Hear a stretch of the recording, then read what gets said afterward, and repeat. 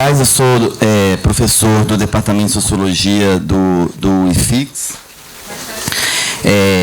Eu estou muito contente de estar aqui porque várias pessoas queridas ou então pessoas que eu admiro por minha leitura, né, estão aqui presentes, mas hoje é um dia particularmente especial porque é a primeira vez que eu falo para os meus alunos na frente dos meus professores.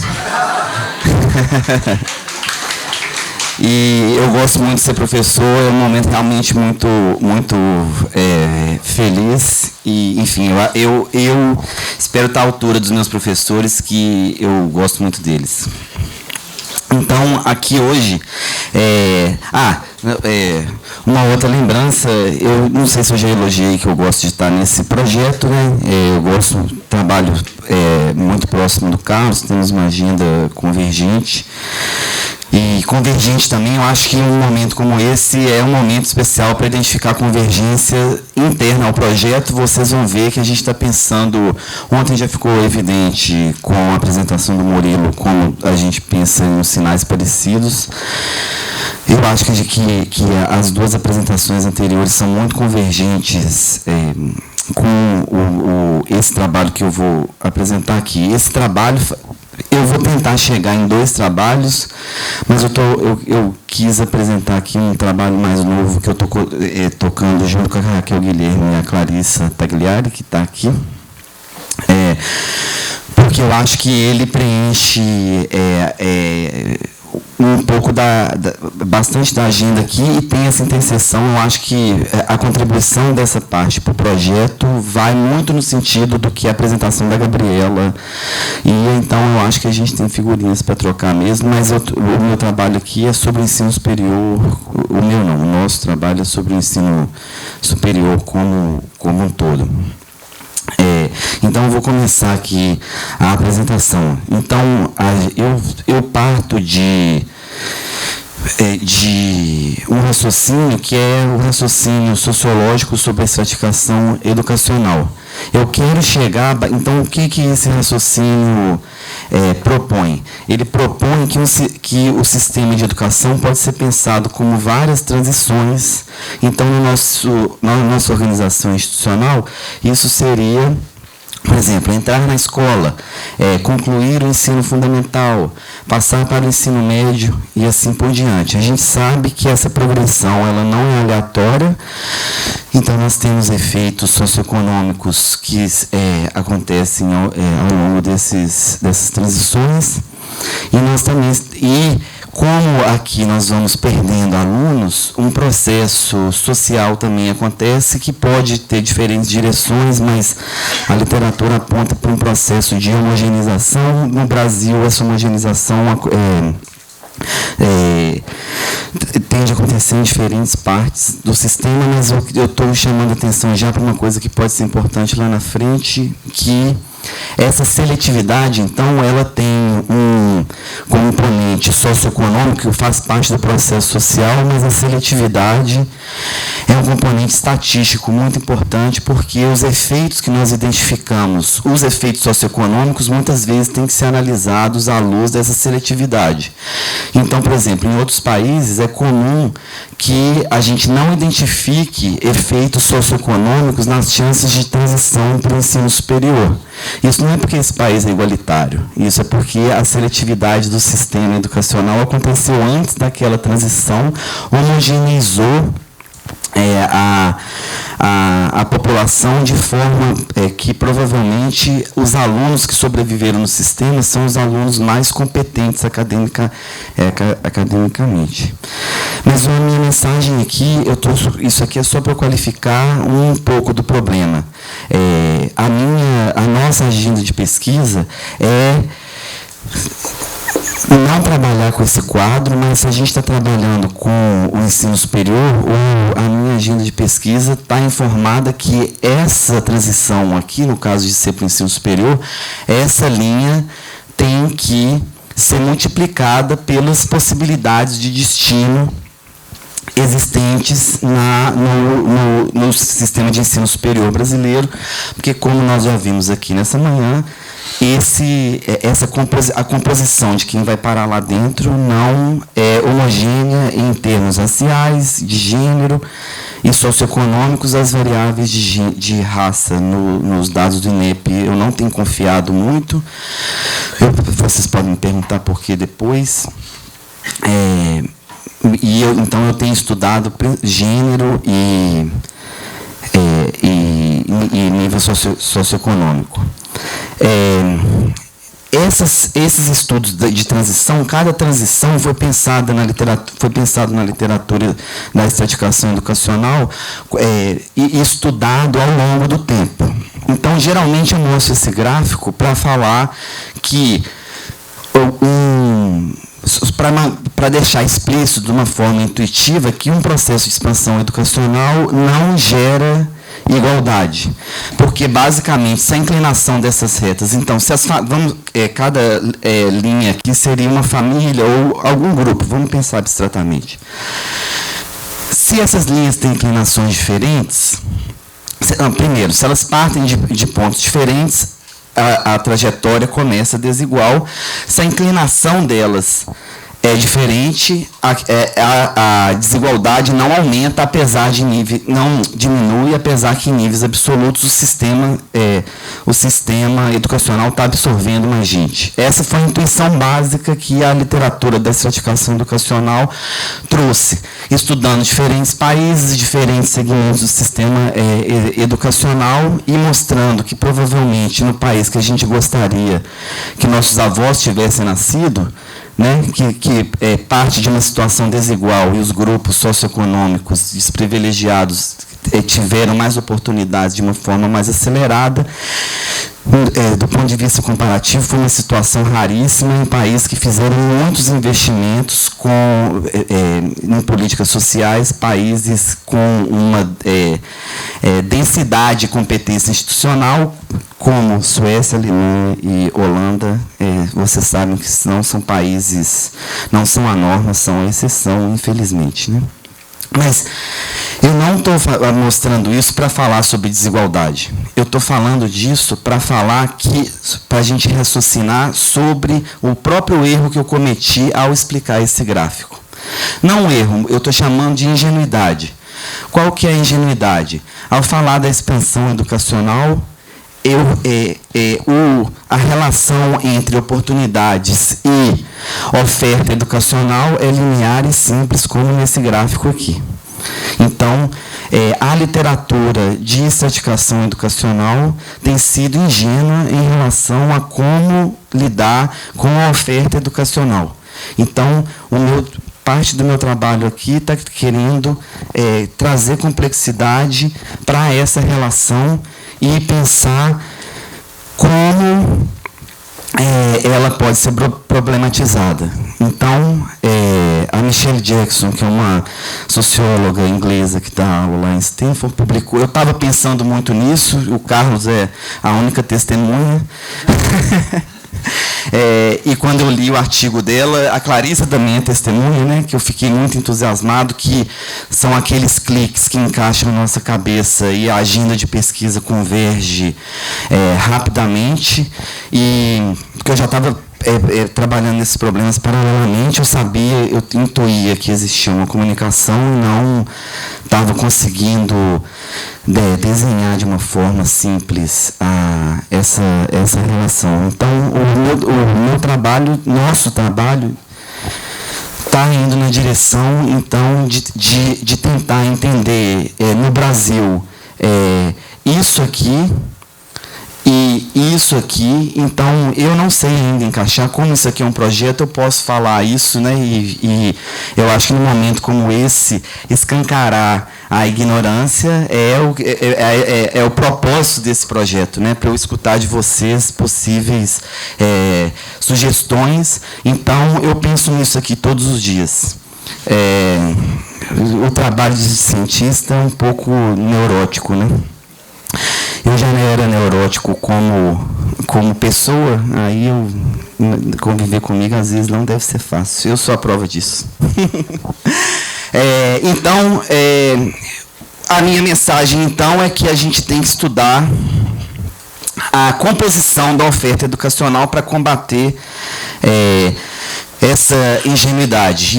E a literatura sobre diversificação do ensino superior, que procura lidar com a diversificação do ensino superior, pega emprestado uma metáfora da biologia sobre como ecossistemas evoluem. Então, eu queria ter feito emoticons para ficar mais bonitinho, mas eu não sei colorir emoticon, então eu fiz com formas geométricas mesmo. E isso aqui é uma situação muito simples. Vamos supor, aqui, nossos triângulos aqui são os triângulos que, então, esse é o nosso sistema de ensino superior, que tem, então, só uma forma, né? Só um triângulo de duas cores diferentes. Operacionalizar a noção de diversidade para entender uma situação simples como essa já passa para de ser trivial. Por quê? A gente pode contar quantas formas existem, quantas cores existem. E se a gente usar a nossa imaginação para pensar que isso aqui são pixels, né, que estão formando esses quadrados, essas formas geométricas, a gente pode pensar também na concentração dos pixels entre as cores e as formas.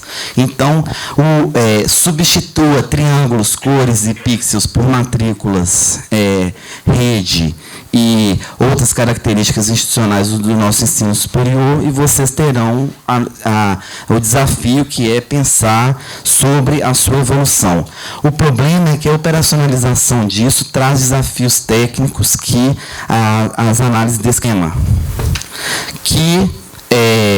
Então, isso aqui, eu estou generalizando essa situação de novos elementos. Então, nós temos novas cores, novas formas, novas cores e novas formas. Mas o problema que eu queria chamar a atenção é o seguinte: se a gente está comparando.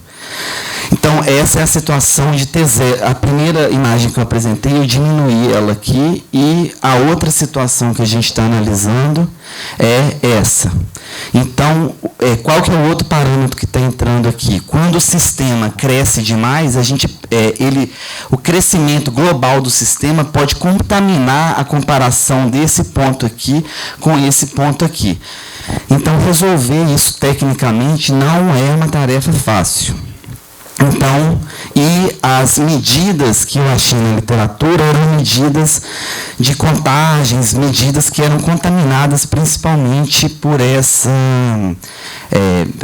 expansão, né, o termo técnico é expansão marginal, né, das distribuições.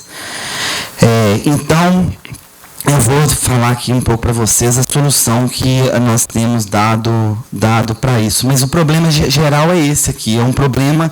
Eu fiquei contente com a organização das apresentações, porque os elementos do nosso raciocínio já foram apresentados aqui nas outras apresentações, só que a principal diferença da minha apresentação é que não estou focado em uma área, mas eu estou recolocando o problema, ilustrando de uma forma diferente, né? Então, basicamente, eu quero usar essa noção de diversidade, diversificação, para entender o que aconteceu com o ensino superior brasileiro.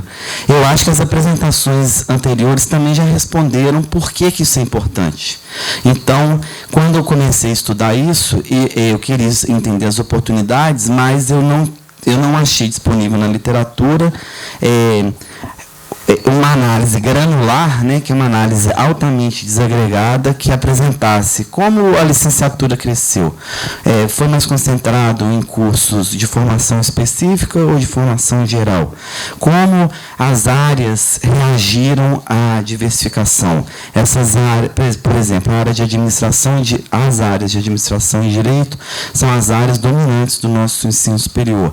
Elas mantiveram a sua representatividade ou sua representatividade diminuiu? As modalidades, como o EAD chegou com muita força, né, como ficou claro aqui, não só na área de educação, em outras áreas também, mas quais áreas eles são mais importantes? Então, Isso é importante, isso eu acho importante. Eu acho isso importante, é uma agenda descritiva, mas eu acho que é uma agenda descritiva que tem um significado para nós entendermos do que nosso sistema de ensino superior oferece. Eu confesso, enfim, eu acho que nesse auditório não deve ter ninguém muito animado com nossa situação política. Eu acho que essa agenda de pesquisa é um pouco também para documentar o que aconteceu, de onde nós viemos, de onde nós chegamos, houveram conquistas, houveram retrocessos, porque, enfim, falar do que acontece é importante mesmo quando tem gente desqualificando o que a gente fala. Então, do ponto de vista assim, então eu acho que tem muitas razões para fazer isso. Então, uma delas é um sistema de ensino superior que tem uma vocação quase exclusiva em serviços, né, administração e direito. O que isso significa? Né? Qual que enfim, esse tipo de pergunta eu acho que pode ser respondido, e a localização, se eu quero entender quem vai parar lá dentro por gênero, por nível socioeconômico, como isso não acontece de forma homogênea no sistema, então, se eu identifico, por exemplo, uma resiliência da desigualdade, isso pode ser um efeito simplesmente que aquela expansão que, teoricamente, aconteceu de uma forma homogênea, não aconteceu naquele pequeno setor, né? Então, essa qualificação é necessária. Então, aqui é basicamente um gráfico mostrando que as matrículas e os custos cresceram, isso já foi falado muitas vezes aqui. Eu vou contar para vocês, então, como a gente tem lidado com esse problema. Como a gente tem, então, estudado, né, a expansão do ensino. A primeira coisa é que nossa unidade de análise no Censo do Ensino Superior é uma combinação de instituições e matrículas. E, basicamente, nós vamos... Cuidado para falar essa palavra só uma vez, que ela pode confundir vocês, eu vou já dar um sinônimo satisfatório para ela. A gente usa métodos de decomposição da desigualdade para estudar como as matrículas se distribuem. Eu não estou analisando nada de perfil ou característica individual ainda. Então, troca desigualdade por concentração para a gente conseguir conversar de uma forma melhor e não confusa. Então, eu estou trazendo uma proposta de utilizar o índice de Gini para entender a concentração das matrículas em 2 pontos no tempo. E eu vou apresentar uns resultados para você. Então, as linhas da nossa base de dados são cursos, instituições e matrículas. Cursos e matrículas. Elas podem estar alinhadas na instituição, a gente não está usando características institucionais ainda. As variáveis que a gente usa, a gente vai decompor, então, o índice de Gini, vocês vão ver o que é muito intuitivo, porque o índice de Gini resolve aquele problema da mudança de escala que eu havia falado quando eu comparei a expansão temporal daquele ecossistema de formas geométricas que eu inventei. Então, as variáveis que a gente usa para estudar o sistema de ensino superior brasileiro são rede, modalidade, grau e a tipologia. A gente adaptou a tipologia da... Eu sempre confundo a OECD e o OCDE, eu acho que eu sou um pouco disléxico. Mas como esses 2 cursos são muito grandes, nós retiramos eles da tipologia que eles poderiam ficar, por exemplo, a administração fica com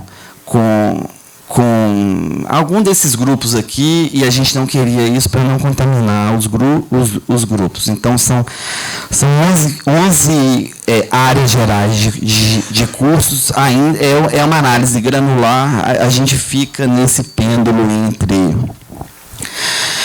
ser muito desagregado em níveis de agregação. A agregação extrema dificulta muito a interpretação, como vocês vão ver. E o índice de Gini, então, é uma medida adequada porque ele é insensível a essas mudanças de escala e pode ser decomposto. Decomposto, a gente pode combinar as fontes que alimentam então toda linha do meu banco de dados é uma combinação dessas variáveis. Então pode ser pública, EAD, de bacharelado, de educação e assim por diante. E a gente pode decompor o índice de desigualdade, o índice de Gini, por cada uma dessas características separadas e combinadas. E é isso que a gente fez. E a principal, então, quando a gente compara então, os 2 pontos no tempo, 100% em 2 pontos no tempo, que compõem o Gini, a principal vantagem do Gini é que ele não vai estar contaminado, então, por esse tamanho extremo de mudança do ensino superior. Então, quando essas células, né, que são as combinações, estão em 2 pontos no tempo, elas podem ser comparadas, mas vocês vão ver aqui que a gente está com desafios de apresentação ainda. Isso aqui é um trabalho realmente sendo feito, tá provisório, mas temos alguns resultados. Então, por exemplo, qual que é a vantagem do índice de Gini? Qual que é a diferença dessas proporções aqui para as proporções que a Gabriela, por exemplo, apresentou? O índice de Gini, ele é basicamente uma composição entre tamanho e concentração.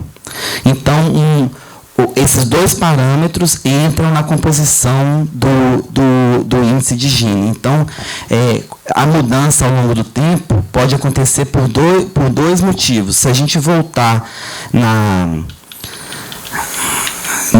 nessa figura aqui, essa mudança temporal tem um outro parâmetro que eu não coloquei aqui, que é esse parâmetro de concentração, que é o seguinte: o sistema pode crescer porque alguma dessas formas fica mais presente. Então, por exemplo, se houvessem mais triângulos azuis, ou um triângulo azul aqui pode crescer muito. Então, se um triângulo azul aqui cresceu muito, as matrículas estão concentradas dentro dele. É muito diferente esse tipo de padrão. Então, por exemplo, no caso da expansão aqui, por que isso é importante? Porque o ensino à distância é um típico concentrador de matrículas, porque ele tem um ganho de escala muito grande. Muitas matrículas podem se concentrar em uma instituição só, porque essa instituição pode oferecer aquele curso praticamente tem uma demanda por polos, né? Mas é muito mais barato expandir o sistema de ensino à distância que um sistema presencial tradicional. Então, já que eu estou falando de ensino à distância, o que significa essa tabela separada pelas variáveis? A leitura por exemplo, 28% das matrículas atualmente se concentram no ensino à distância e antes era apenas 2%. 82% das matrículas se concentram no ensino privado e antes era 74%. Se a gente pega só a proporção de matrícula, é estável. Quando a gente decompõe, colocando isso que o Gini permite, de entender a concentração, o número muda. E nós temos essa... Então, agora eu vou apresentar uma seleção de alguns casos. Eu fiz uma seleção, nós fizemos uma seleção que combina essas características. Então, de 132 combinações possíveis, isso aqui já é um resultado também. As comparações empiricamente relevantes são só 25, elas estão apresentadas aqui. É isso que talvez vocês possam me ajudar, que nós não estamos satisfeitos com essa apresentação, mas, enfim, é um trabalho em progresso, não conseguimos avançar muito. de repente vocês têm curiosidade de ler as linhas aí, eu vou mandar uma mensagem principal, que para mim é muito importante. Do ponto de vista da composição das áreas, o sistema de ensino superior brasileiro mudou pouco. Então, aquelas 11 áreas, houve pouca mudança. O que houve foi uma mudança na modalidade, né? O ensino à distância está muito presente, e houve também uma coisa que era um desafio do sistema, né? A literatura, o trabalho da professora Clarissa aponta isso, o trabalho do professor Antônio Augusto aponta isso. O sistema de ensino superior brasileiro historicamente tinha um desafio de formação vocacional, e os cursos tecnológicos têm uma importância não trivial hoje em dia.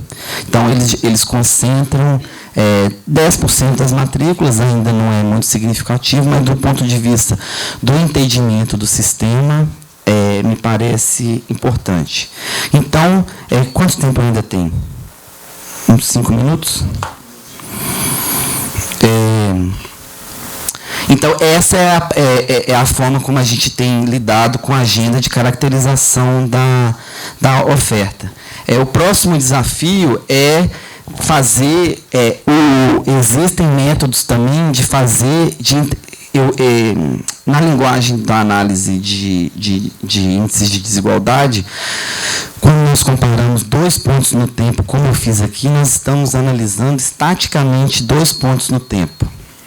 Então, eu fiz uma análise, eu tentei fazer uma comparação temporal, mas, tecnicamente, ela é estática, que eu pego uma proporção, comparo com outra proporção. É possível fazer uma análise dinâmica, então, pegar só como aconteceu a distribuição, como se concentrou a dinâmica de concentração e decompor essa diferença entre os 2 pontos no tempo por aqueles parâmetros que eu falei, que são parâmetros de composição e concentração, para falar quais cursos são mais sensíveis para a presença de novas modalidades, novos cursos sendo abertos, ou o parâmetro de concentração que o mesmo curso concentrou mais matrícula, né? Então, sei lá, se a Estácio cresce muito, o EAD da educação, não foi uma nova instituição que está ofertando aquilo, e sim a Estácio que encheu muito. Nova não, né? Novas. Então, esse raciocínio é importante de apresentar também. Eu pensei nisso essa semana, viu, Clarissa? Mas isso não é muito fácil de fazer, não, estou aprendendo. Isso a gente tem feito para complementar essa agenda, então, do estudo das oportunidades. Então, eu e o Carlos temos esse artigo, vou fazer propaganda. É um artigo que eu acho que ele, modéstia à parte, ele é bom, e é um artigo que eu gosto muito, que foi o meu primeiro artigo que eu produzi inteiro na UFRJ, e foi um artigo que veio da ideia de um aluno, ele está aqui, é o Diego, ele que me mostrou os dados, os questionários. A gente tinha lido um artigo de Israel, sobre a expansão, sobre a desigualdade horizontal do sistema de ensino superior de Israel, e a gente viu que era possível fazer algo parecido para o Brasil. Nós fizemos e publicamos. Então, eu sei que é difícil, igual estou falando, a análise desagregada é um desafio de apresentar. Eu até acho esse gráfico bonitinho, intuitivo. Basicamente, a gente apresenta os polos de concentração, de sobre-representação. Então, esse gráfico aqui são as razões entre probabilidades preditas de estudantes de níveis socioeconômicos diferentes estarem em cada um desses cursos do ensino superior brasileiro nos ENADs de 2007, 2008 e 2009. Então, sinteticamente, eu acho que a gente apresenta quais são os polos concentradores de cursos com sobre-representação de estudantes de nível socioeconômico alto. Medicina não é novidade para ninguém. Eu acho que os outros cursos podem ser novidade. Eu, pelo menos, intuitivamente, não falaria sobre eles. e os polos também de sobre-representação de pessoas de nível socioeconômico baixo. Fazendo esse trabalho e fazendo o trabalho da expansão, a gente viu que é importante que dar um passo além desse aqui e, além da dimensão dos cursos, trazer outros tipos de dimensão, que são aquelas dimensões que eu falei para a oferta. E é isso que a gente tem tentado fazer. Então, essa tabela aqui, eu não espero também que vocês entendam ela. É só para ilustrar, então, essa análise granular daquilo ali, como cada curso nosso daquele gráfico tem internamente outras combinações passíveis de serem estudadas em termos da composição socioeconômica. Qual que é o desafio? Então, eu vou ficar um pouco técnico, que tem pessoas aqui, vocês sabem quem vocês são, vocês podem nos ajudar. É muito difícil sistematizar isso aqui, e os desafios que eu acho que a gente tem agora são os seguintes: a gente roda um modelo que tem cada célula dessa aqui, é um grande loop, cada célula dessa aqui faz parte de uma categoria de variável dependente. Então, o modelo é basicamente assim: a combinação de administração e todas essas características aqui como variável dependente versus todas as outras. A gente registra a probabilidade predita para o grupo desprivilegiado e privilegiado. Essa tabela foi uma primeira forma que nós arrumamos de apresentar, de entender o sinal para onde as coisas estão indo. Então, a gente soma a probabilidade predita dentro de cada linha para cada grupo socioeconômico. A gente pega a probabilidade de cada célula para aquele grupo socioeconômico e divide pela probabilidade da linha total. Com a probabilidade de cada célula para o nível socioeconômico alto e baixo, a gente faz uma subtração entre uma e a outra. Por isso que eu estou falando que o sinal aqui é importante. Então, a gente tem uma noção da direção da operação, a legenda está aqui, mas não está aparecendo. O sinal positivo é sobre a representação de nível socioeconômico baixo e o sinal negativo sobre a representação de nível socioeconômico alto. Eu não estou satisfeito com essa solução, porque a gente não tem uma noção global do peso de como essas coisas estão se comportando. Está muito difícil fazer análise intracurso, entre modalidade, etc., etc. Mas é uma primeira direção. Eu acho que, principalmente, só os títulos lá da tabela e os títulos da linha sinalizam qual direção que a gente está indo. É um mapa completo da distribuição de oportunidades do ensino superior brasileiro. Eu comecei falando sobre seletividade, vou terminar falando sobre seletividade. O principal problema dessa análise é que essa análise é para os concluintes do ensino superior. Existem dois tipos de seletividade não triviais que estão presentes nos nossos efeitos. As pessoas não escolhem os cursos e essa combinação de características de modo aleatório. Então, existe a seletividade da escolha. Tendo escolhido, essas pessoas não ficam no sistema, não sobrevivem no sistema e aparecem nesse banco de dados final, aleatoriamente também. Nós não temos dados públicos longitudinais para conseguir ter uma noção desses efeitos, mas a minha mensagem por exemplo, quando a gente estuda desigualdade de gênero, nós não queremos entender o que o sistema está produzindo em termos do que o sistema de ensino superior alimenta o mercado de trabalho em termos de segregação de gênero. Então, a gente quer saber disso, na minha opinião, mesmo sabendo que o processo de produção disso também para o gênero também para o gênero é importante. Eu estou defendendo aqui que para o nível socioeconômico também é importante. É importante saber como a desigualdade quem sai do nosso sistema e está concentrado aqui, qual que é o perfil dessas pessoas.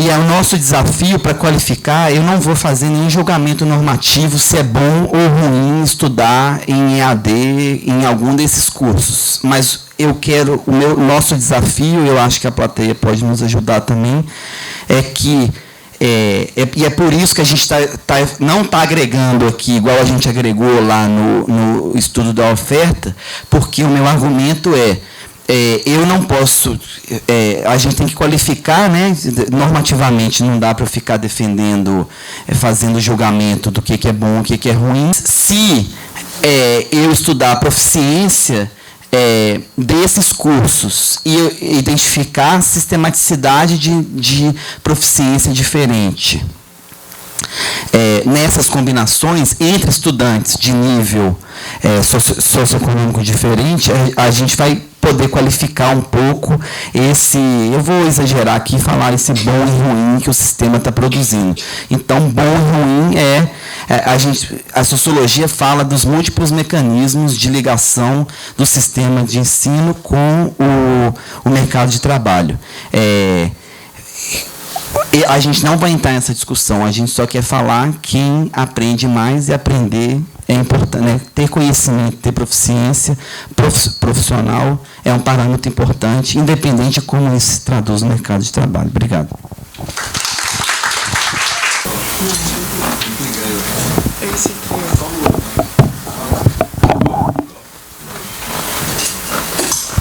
Alô.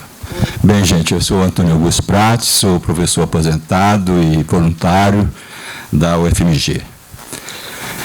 Eu vou começar, queria agradecer muito o Cássio estar aqui, e estou achando realmente hiper interessante, muito rico essa discussão aqui desse projeto. Então, estou muito satisfeito de estar aqui. Eu vou começar com o artigo do Flávio e do Carlos.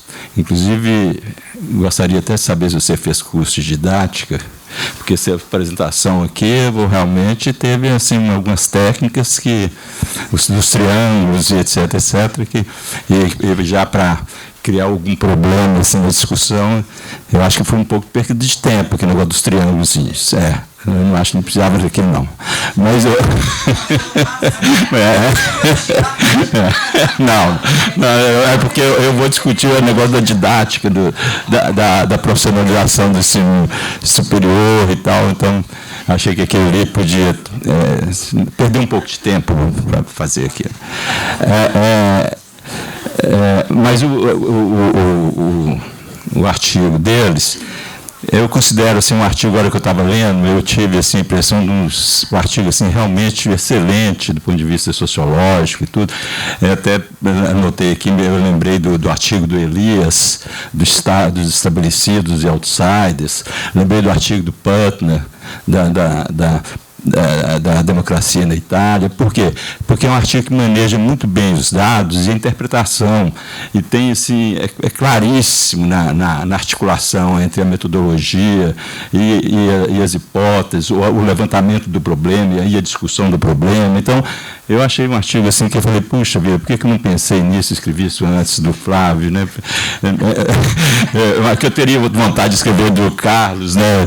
Então, aquele negócio que a gente teria vontade de escrever, né? Falei, teria vontade de escrever esse artigo, né?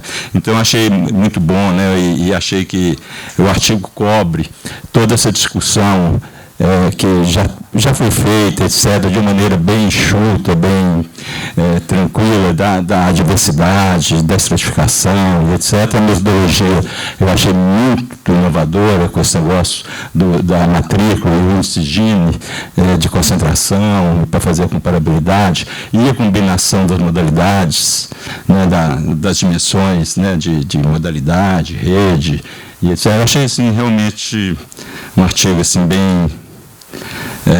excelente, não tem muita coisa para criticar, não. Muita coisa não tem nada para criticar, a não ser a parte didática que você apresentou agora, né? Foi na apresentação que não está no artigo, né, escrito lá. Eu achei um estudo exemplar. Eu vou falar mais ou menos rápido, né? O texto da Zuccarelli, da Ana Rato, do Vieira, né, que é um texto muito importante, eu achei um texto muito interessante, principalmente para tratar da questão uma coisa né, da educação básica e educação mesmo, e tentar ver essa diversificação. Né? Mas eu acho assim que vocês fizeram uma apresentação descritiva muito bem feita das modalidades e dos cursos de educação no Brasil e no território brasileiro, pelas dimensões de rede, modalidade e sexo, que possibilita uma visão do crescimento detalhado da área da educação dentro do processo de expansão do sistema de ensino superior brasileiro.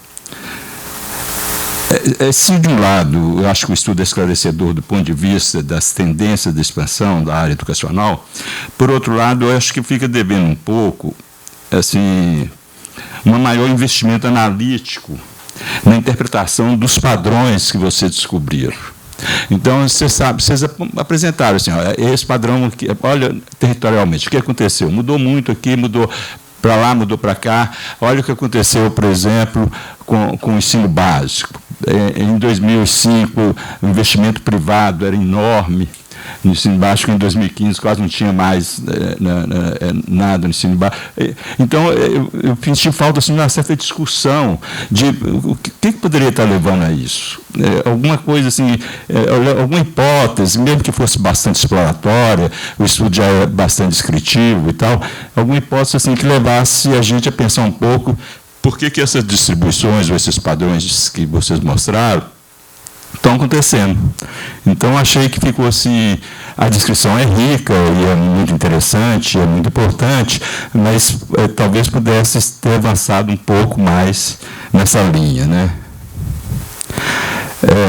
Eu acho que isso poderia ser feito também sobre as trajetórias percorridas pelos estudantes, o que produz a diferenciação da escolha dos alunos pelos cursos ofertados. Eu estou falando assim, é claro que não estava com uma expectativa de que essas respostas fossem respondidas, etc., mas que vocês explorassem um pouco, já que o trabalho tem um pouco esse caráter exploratório, que vocês explorassem um pouco isso, né? Na verdade, às vezes, vocês falaram, não no trabalho, acho que isso não está escrito, mas aqui na apresentação, que vocês estão muito preocupados com a origem socioeconômica, mas ela aparece pouco, a origem socioeconômica, na discussão do trabalho, etc., a não ser a inferência do curso noturno, né, que as pessoas que fazem curso noturno são trabalhadores, etc., mas fica uma coisa meio geral, né, desse ponto de vista. Eu acho que o trabalho do Carlos e do Flávio é muito útil para vocês trabalharem, discutir essas questões, né? Eu fico pensando, esse é um sentimento, talvez um viés que eu tenho, que eu estudo, talvez vocês fizessem algum estudo mais exploratório, mais qualitativo, entrevistas abertas, e constituições de professores, etc., talvez tivesse assim, uma possibilidade de vocês tentarem levantar um pouco essa coisa que eu falei antes das causalidades, de porquê, etc., também de maneira exploratória, porque quando você pega assim, essa massa de dados e coloca, identifica os padrões, e numa análise puramente descritiva, fica difícil de estabelecer assim, modelos de causalidade, etc., né? Bom, agora o texto da Ustana, da Zuccarelli, da Renato, esse grupo é um buraco negro no sentido positivo, né? Porque eles produzem já 2 artigos aqui de muita energia, né? Isso que eu quero dizer, né? Não tem assim, não estou falando isso no sentido negativo, não, né? Que vocês produziram bastante. É uma nova, exatamente, a lei já me ajudou. Mas eu achei o texto mais complicado. É um texto que eu vou implicar mais com ele. Vou ter implicância, porque eu começo com essa questão da desprofissionalização do professor do ensino superior. Quer dizer, eu, para a verdade, dei aula 45 anos, né? Eu nunca senti necessidade de fazer curso de didática na minha vida para dar aula para ensino superior. E quando teve o Reúne, houve até uma certa forçação de barra na Universidade Federal, que a gente que dava aula para a graduação e para o ciclo básico fizesse alguns cursos ou uma orientação didática, etc. Eu falei, que nunca... Né, pode ser preconceito meu, né? Eu vou lá nessas aulas, cheguei lá, não acho que não era preconceito, não. Realmente acho que é uma perda de tempo enorme ficar naquelas aulas para discutir Durkheim. Qual o objetivo específico do Durkheim, que você vai dar Durkheim? Qual o objetivo geral?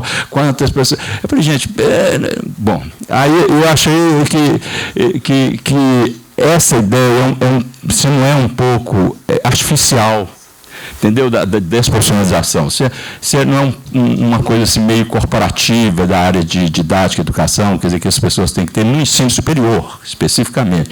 E não estou pensando, por exemplo, para a área de pedagogia, a área de formação de professores. Eu não estou pensando nesse nível, não. Estou pensando no ensino superior.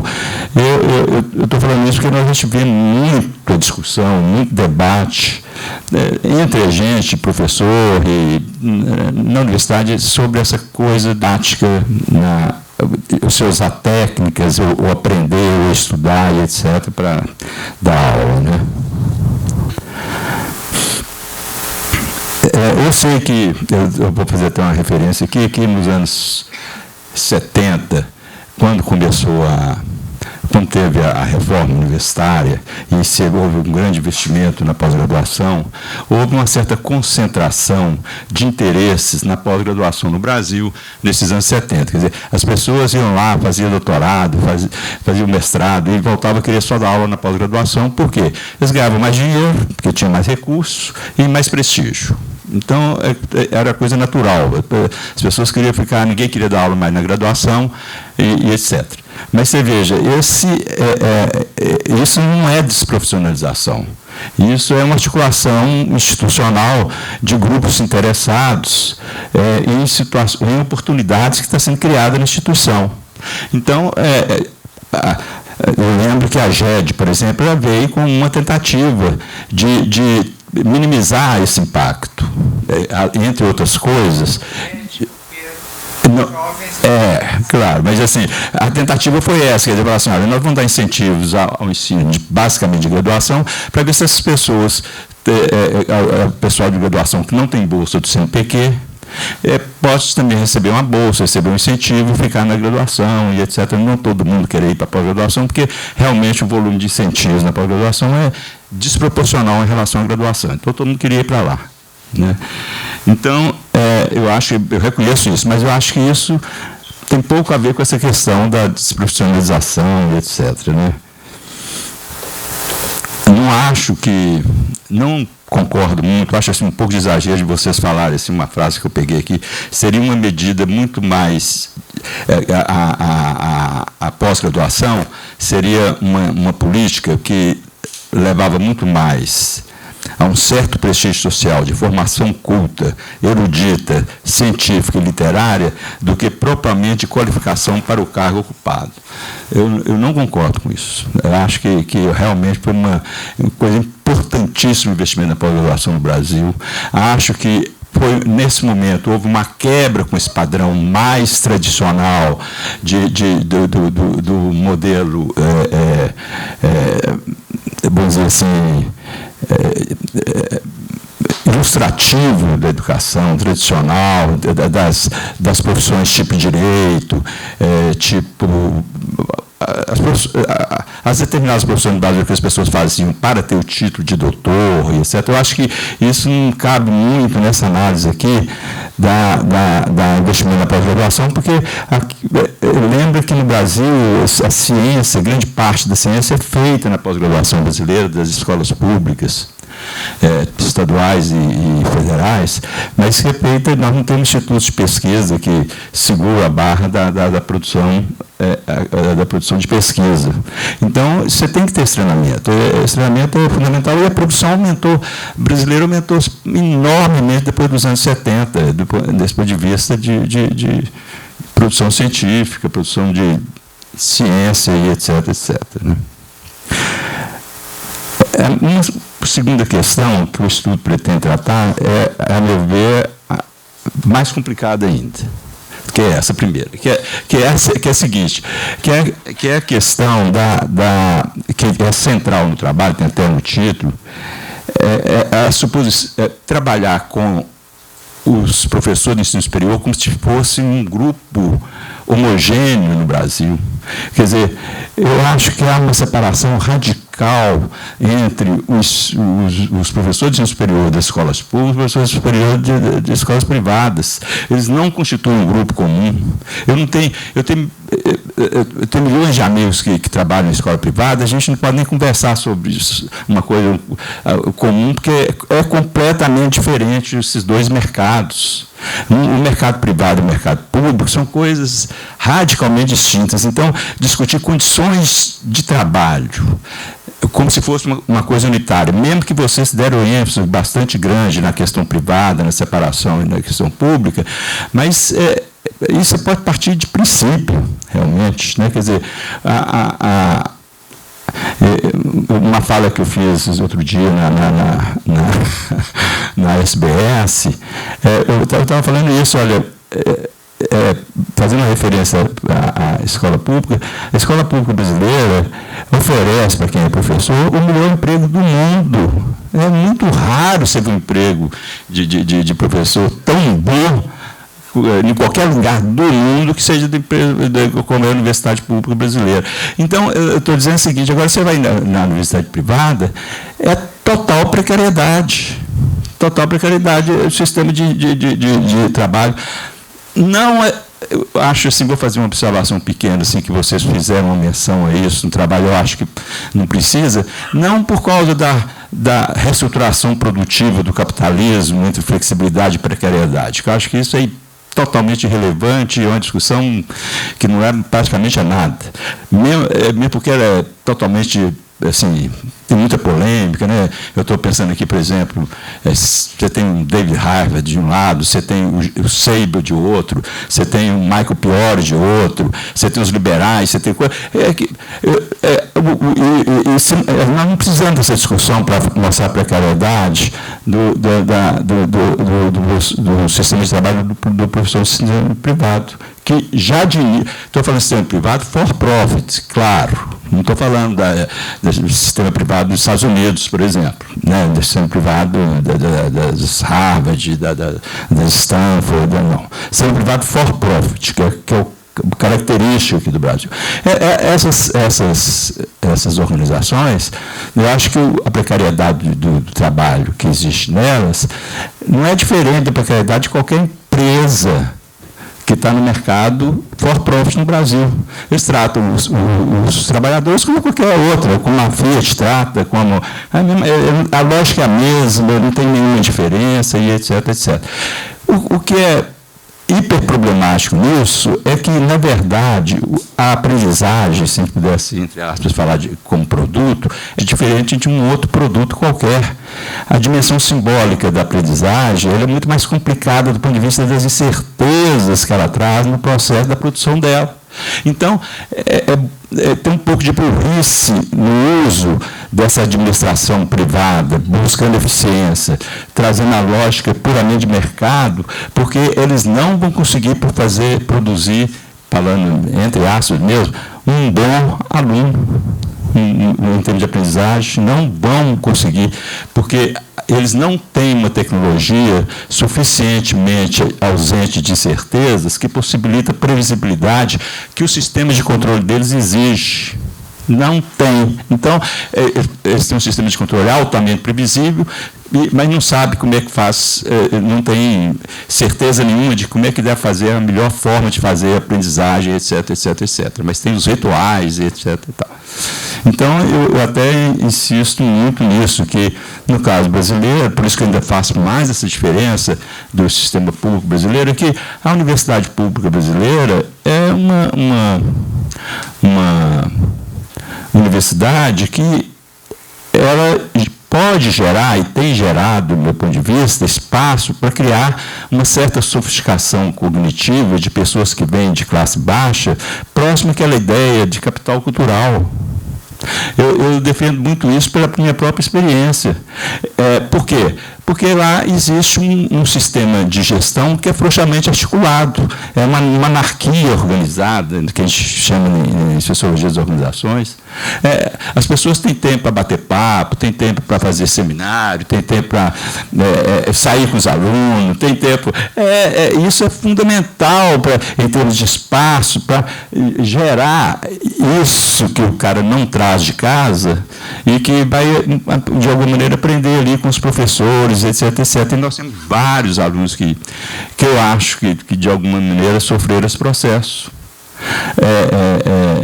de criar capital cultural. Então, eu digo que essa dimensão organizacional é uma dimensão importante, porque sofisticação cognitiva também é uma dimensão importante para mobilidade do mercado de trabalho. Então, o que acontece? As universidades privadas funcionam mais ou menos como um sistema vocacional no Brasil, né? Um sistema vocacional em que treina muito bem, tecnicamente, a pessoa para criar capital humano. Então, ela vai no mercado de trabalho, ela chega a ter um patamar de mobilidade, aonde o prestígio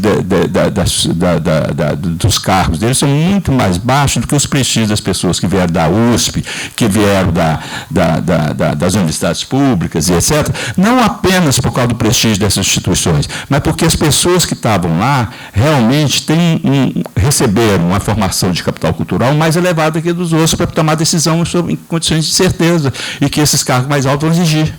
Então, claro que o prestígio da instituição por si só já leva essa diferenciação no mercado de trabalho, mas também a capacidade de formação dos alunos é uma coisa importante.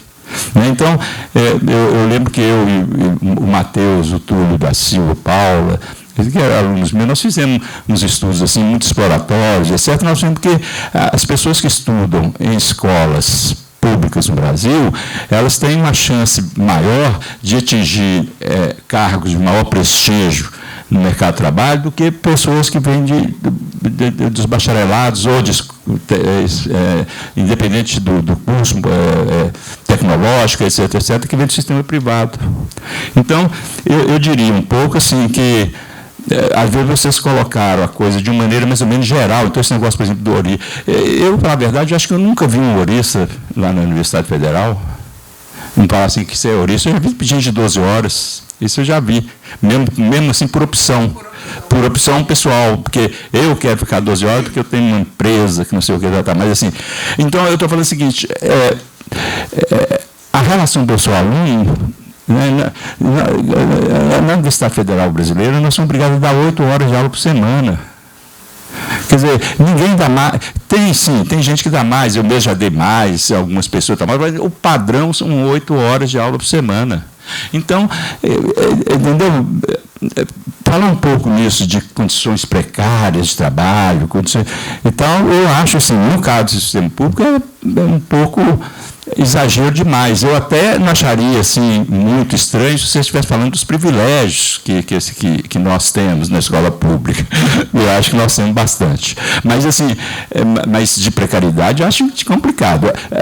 O ensino privado é precário por definição, por causa da lógica da administração que eles trabalham, que é a lógica da busca da eficiência do lucro. Eles não diferenciam que eles querem ganhar mais dinheiro, tem que fazer custo-benefício, vendo qual é a forma de você ganhar mais dinheiro nesse negócio. Então, se for o caso de eu contratar 3 pedagogos para fazer um sistema de ensino em que eu possa manipular minuto por minuto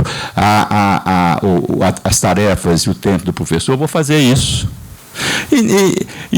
Então, qual é o problema sério? É o problema deles tentarem controlar o sistema de trabalho. Não é controlar as pessoas, eu não estou a fim de controlar ninguém. Controlar o sistema de trabalho de uma maneira completamente inadequada a um processo de aprendizagem, de ensino ou de pesquisa, que também exige, porque eu não estou falando na Universidade Federal, a gente tem essa certa frouxidão de articulação, porque a pesquisa não é só na Universidade Federal, não. Se for lá em qualquer outra universidade ou instituto privado que trabalha com pesquisas na área básica, vai ter essa coisa frouxa também. totalmente frouxa, etc., porque isso é um tipo de sistema que pode absorver as incertezas de maneira mais eficiente do que um sistema burocrático, rígido ou controlador. Bom, eu acho que já impliquei demais com vocês, né? Não, deixa eu ver se tem mais alguma coisa. Não, basicamente é uma coisa desse tipo. Só mais uma coisa, né?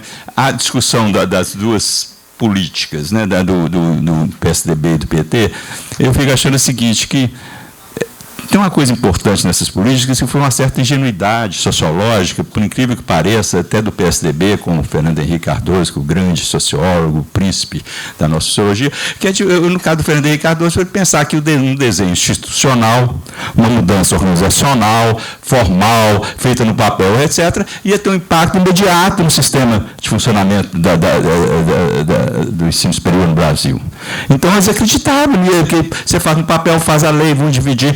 Mas tinha uma coisa interessante, muito interessante, que eles estavam preocupados que era uma coisa fundamental, que era o seguinte: existem dois tipos básicos no mundo inteiro de universidade: universidade de ensino e universidade de pesquisa. Então, nós vamos ter que fazer uma certa diferenciação institucional, formal, para a gente, de alguma maneira, se adaptar a esses modelos de universidade. Não tem nenhum sentido nós querermos fazer aumentar a expansão de oportunidades de acesso escolar sem fazer essa diferenciação, porque nenhum país fez isso no mundo com universidade de pesquisa. Né, os college de 2 anos nos Estados Unidos, né, que teve essa ampliação enorme, alguns institutos, os institutos técnicos na Alemanha. Então, eu estou querendo dizer o seguinte: no Brasil, você tem que ter essa diferenciação. Eu lembro que a Eunice Durra, na nossa época, se falava muito nisso, dava muita importância a essa coisa. Eu acho que o Paulo Renato percebeu isso, sabia disso, mesmo porque a Eunice Durra falava com ele na cabeça dele, lá ele sabia. Então, ele tentou fazer essa diferenciação com o LDB, com outras coisas, mas ingenuamente nesse sentido, de que a estrutura eles não consideraram as questões sociológicas de implementação de uma política pública, né? Só consideraram os princípios quase que econômicos da racionalidade, de que uma lei poderia ser simplesmente efetivada só porque existe no papel. Agora que esqueci um pedacinho aqui. Obrigado, viu, Carlos? Se eu chamar você de... O PT teve uma ingenuidade, que foi do outro lado, que é de pensar o seguinte, exatamente isso, que nós pudemos fazer uma grande oferta de oportunidade com a escola pública, com a Universidade Federal, porque ela é escola pública, as pessoas não pagam. Entendeu? E esse negócio do Reúne foi um pouco de tragédia. Realmente abriu milhões de vagas, etc., etc., mas criou uma cidadania segunda classe dentro da universidade. Porque eram cursos noturnos, eram os professores piores que iam para lá, eram selecionados. Então, era um negócio assim, onde a segregação era visível e clara. E o custo altíssimo. Você estava pagando por segregação um dinheiro muito alto, porque a Universidade Federal, no Brasil, por causa que ela faz pesquisa, ela é muito cara. Ela é muito mais cara que uma universidade de ensino. Né? Por isso que eu falo que não é privilégio, porque as pessoas têm que fazer pesquisa, têm que produzir, etc., etc., na universidade pública, porque nós não temos muita alternativa de fazer ciência fora delas. Agora, então, o governo PT não percebeu isso, né? E queria fazer expansão via universidades federais, abrir milhões de universidades federais, etc., etc. Eu acho que um custo muito alto e sem nenhuma eficácia desse ponto de vista de aumentar as chances, que como o trabalho de vocês já mostrou, do Carlos ontem também, aumentar as chances reais de democratização. Eu vou falar assim rapidamente, porque eu já falei demais, que assim, eu vou sugerir, eu lembrei do texto do François de B. É um texto que nós discutimos há mais tempo com a Lígia aqui, etc., porque o texto dele é um texto compreensivo e muito bem claro, bem colocado, das questões que nós estamos colocando aqui, especificamente da democratização, num arcabouço maior da sociedade geral, contemporânea, e etc., etc. E ele chama atenção para os efeitos não antecipados das políticas de massificação e de democratização, que é uma coisa assim, delas, mas ele fala de uma coisa sistemática, né? Uma delas, a primeira delas, é a questão a primeira desses efeitos, visto como um fenômeno mais geral, foi a desvalorização dos diplomas no âmbito do mercado de trabalho. Nós todos sabemos disso, né?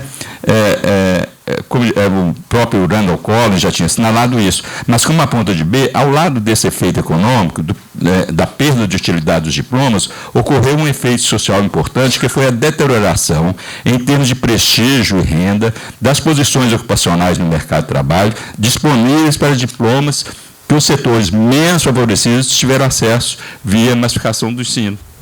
Então, não só o diploma perde utilidade, como prestígio. Então, o cara ele forma numa profissão que ele vai ganhar menos, porque ela é massificada, e com muito menos prestígio em termos de ensino superior. E mais, ele chama atenção, isso aqui, não sei como é que funciona muito no Brasil, mas assim, eu chamei que ele estava com um olhar também brasileiro, que essa massificação do ensino superior criou um estereótipo, um estigma para as pessoas que não têm ensino superior no mercado de trabalho. Então, você vai hoje, capaz da gente ter que contratar, por exemplo, lá, eu vou ter que contratar lá para o meu sítio um caseiro, vai ter uma lei que ele vai ter que ter ensino médio ou ensino superior de não sei o quê.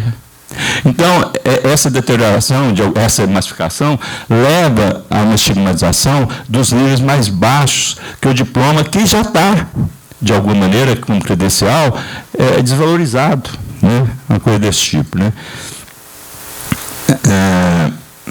Um segundo efeito antecipado da massificação, e muito bem diagnosticado no trabalho do Flávio e do Carlos, é a relação entre a expansão do acesso global e a elitização interna, via seletividade diferencial, e etc., etc. O Dubé chega a arriscar fazer uma lei sociológica, ele fala assim: quanto maior a democratização do acesso ao ensino superior, maior será a seletividade de curso e prestígio dentro da instituição, em qualquer lugar do mundo, etc., etc. Essas leis a gente não... Mas, de qualquer jeito...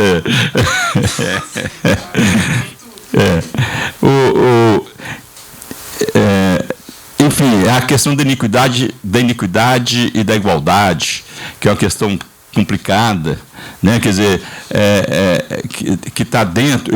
Essas questões, eu acho que elas estão referindo-se ao sistema de ensino superior, mas elas se conectam com uma estrutura mais macro da democracia, né? Não apenas do ensino superior. Por isso que eu estou chamando a atenção para o texto do Dubé, que era um texto assim, muito claro em relação a isso, né? Então, esse negócio das cotas, por exemplo, que é uma coisa que corrige uma iniquidade importante do ponto de vista das coisas estruturais, ela cria deslegitimidade para a maioria por causa da questão da ausência de mérito. Então, isso são tensões que existem nas políticas públicas que são inevitáveis, e nós seríamos ingênuos se a gente não percebesse isso ou não analisasse isso com seriedade, simplesmente achar, não, vamos levar para frente, porque isso é ótimo, e etc., né? Todo mundo faz e tal. E deixa eu ver se aqui finalmente aqui, pelo amor de Deus, aqui para terminar, não vai com calma. Não, assim... Não, eu já falei, que eu estou falando o seguinte, eu insisto muito nessa dimensão organizacional. Tenho insistido muito, as pessoas que têm estado comigo, a gente em seminários, etc., já deve estar até cansado, falam, toda vez que é a mesma conversa, que é essa ideia da dimensão organizacional da gestão interna. Eu acho que isso que diferencia. Você pode ir numa universidade privada. Eu imagino o seguinte, não conheço direito, mas imagino que a PUC do Rio de Janeiro, por exemplo, é uma universidade, para mim, privada, embora ela tenha todas aquelas características, mas que ela funciona mais próximo ao modelo de gestão de uma universidade pública do que de uma universidade for-profit. Então, não é o fato de ser privado ou público, é o fato de ser As universidades americanas também são exemplos disso. As não públicas, elas funcionam como universidades públicas, elas têm o mesmo modelo de qualquer State University, então não tem muita diferença. Então, eu queria chamar um pouco a atenção para isso.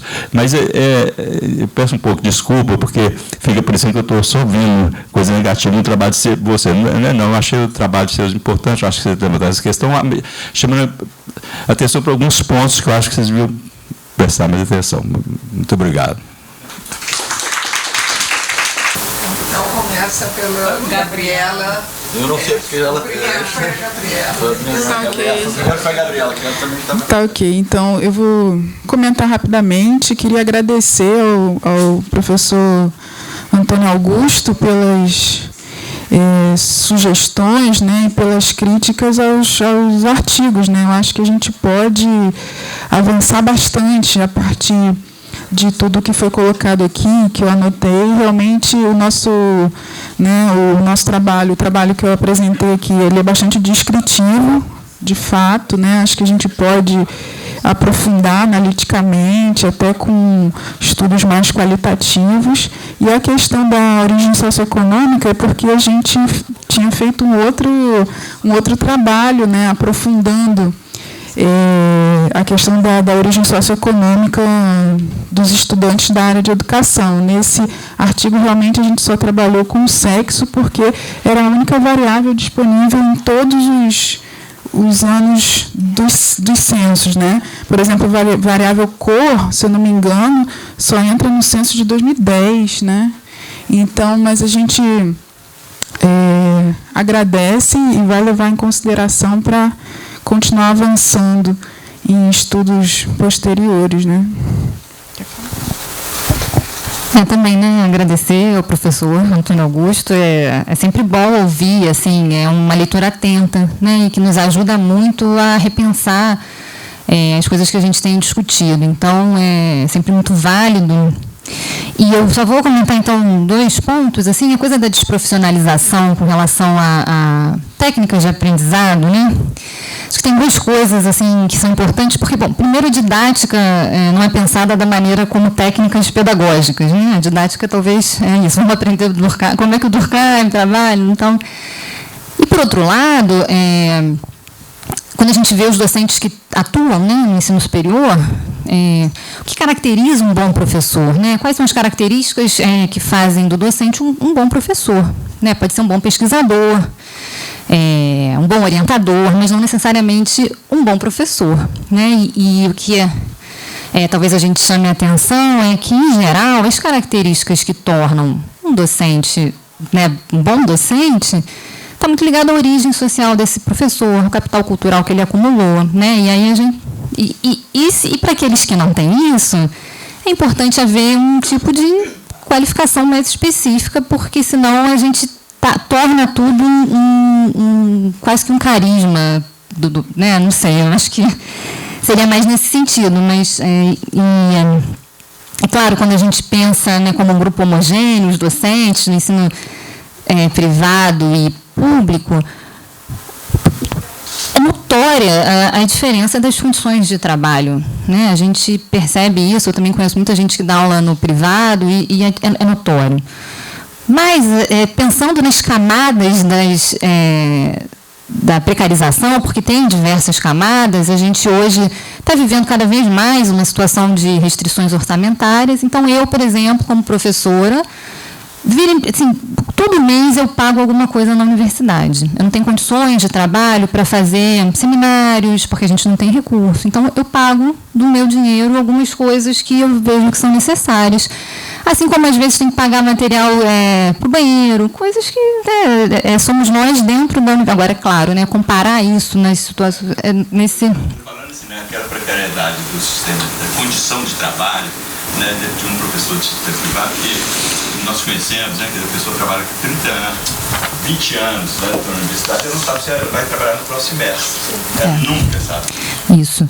Então ela tem que ter 4, 5 universidades, porque amanhã o curso dela tem pouco aluno, é pouco estratégico, quer dizer, essa coisa que nós não temos, né, essa diferença assim. Uhum. Sem dúvida. Em termos de recursos, concordo com você. Nós já passamos por recursos, por problemas de recursos na universidade pública terríveis. Né? Tem sempre momentos que a gente passa por isso. Né? Mas não afeta a nossa condição de trabalho, do ponto de vista assim,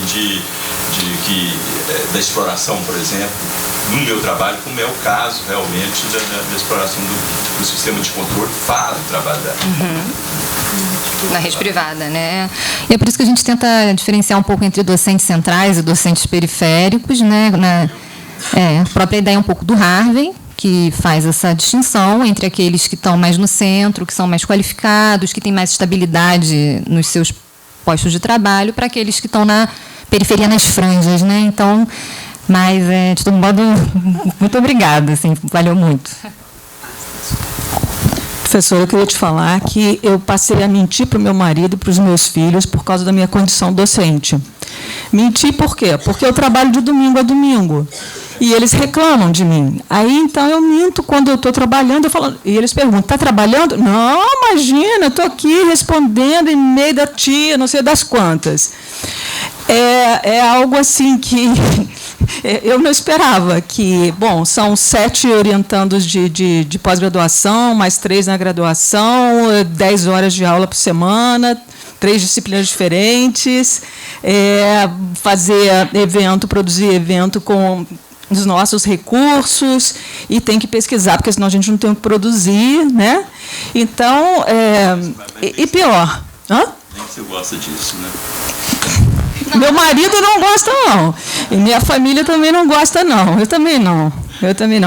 Queria estudar mais. Eu não consigo estudar mais. Aí a gente para lá para fazer licença capacitação ou pós-doutorado e parece que agora a gente vai ter que se submeter a ganhar, nesse período, só o salário base. É o que estão dizendo por aí.